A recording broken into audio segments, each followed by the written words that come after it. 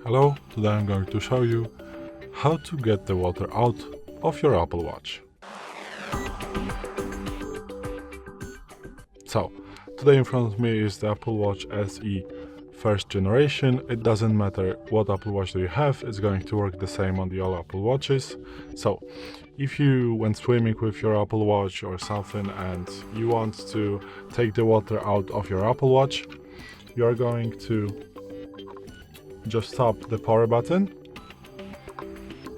once to go to the quick setup menu, and you are going to search for the water droplet icon and just click on it. Now the water lock is enabled on the screen, and if you want to turn it off, you just need to press and hold the digital crown. And now, as you can see, the whole watch did vibrate and make some, interesting noises. And it means that the speakers are working in a specific way to get the water out of your Apple Watch. So, thanks for watching. I hope it helped.